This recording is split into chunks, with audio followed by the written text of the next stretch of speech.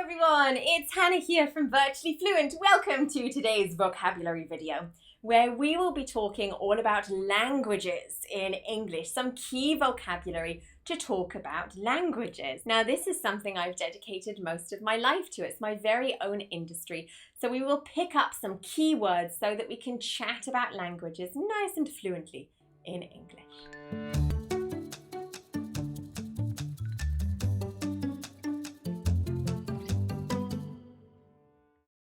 There are so many professions in the world of languages. We have something like myself as a teacher, tutor, or examiner. You can also have interpreters, people who work with different languages in conversation.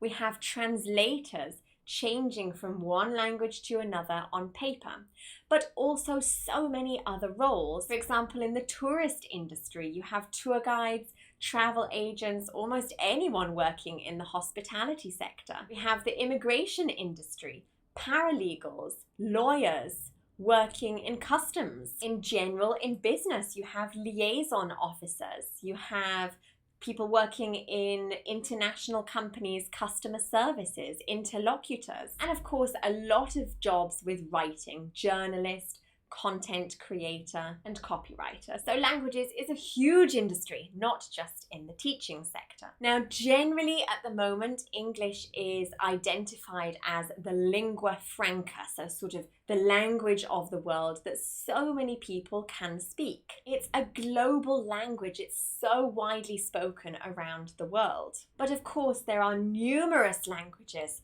that could be learned, and of course, each one has its own challenges too. I find that mastering a language to the level of becoming fluent is really tricky. Of course, you do have some people who are brought up bilingually or trilingually, or perhaps even more languages than 3.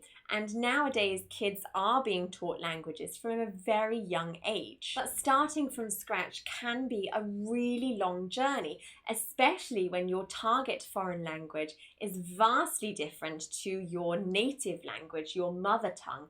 It might have different phonetics or even a different alphabet. So it certainly takes a lot of effort and time investment to reach proficiency in a language. And of course, every person will have their own methodology as well. It is important to cover all of these skills. We have our basic skills: listening, reading, writing, and speaking. Of course, some additional skills such as vocabulary, grammar, pronunciation. Most language learners will start right at the very beginning with beginner or elementary level, go up through pre-intermediate, intermediate, upper intermediate, advanced, and finally reach that native or high-level proficiency target. I often find that one of the hardest parts in learning a language is the accent. Let's take English, for example. You have totally different variations, such as British English, American English, Australian English, etc. And within each of those countries, you have different local regional accents. Take the UK, we have so many different accents here, and even different dialects as well. Of course, this can make it extremely difficult for communication purposes. Sometimes it's also just the way that a person speaks. They might have a specific lexis, their tone of voice might be particularly different. They might use slang. The sounds that they use might be different to the way other native speakers talk. And of course, all of this could potentially lead to a language barrier. Something I have seen some students using in the past to break down that language barrier is trying to learn things by heart. I wouldn't necessarily recommend learning a whole conversation by heart. Of course, this gives you no flexibility in the language. It means you don't really have the ability to adapt and react spontaneously in a conversation. You might feel a little alien in the situation. It can be hard to deal with making mistakes, making errors, but it's a really important part of the language learning process, making mistakes and learning from them. I often find that grammar is the best foundation for a language, and you can use basic grammar structures to then build your sentences and eventually lead to a high-level conversation. Activities such as role plays or responding to random conversation questions can be a really good way to practice this flexibility and adaptability in speaking using grammar as the base. So it could be a good idea to review those basic grammar rules to help you communicate with others. But of course, there are so many different ways that people learn languages. We have private classes, you have online learning platforms, you may join an academy, or if you have a really strong willpower, you may even teach yourself.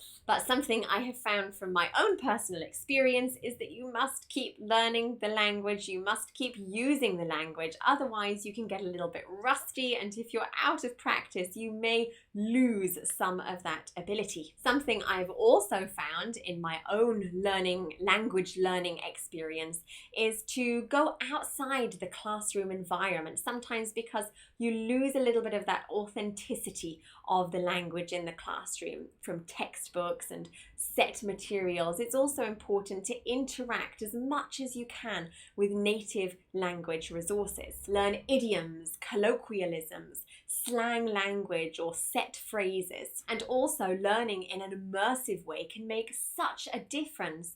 Interact with native people, move to a country that has the language as their native language, find friends and family and colleagues around you who speak that language, practice it with them.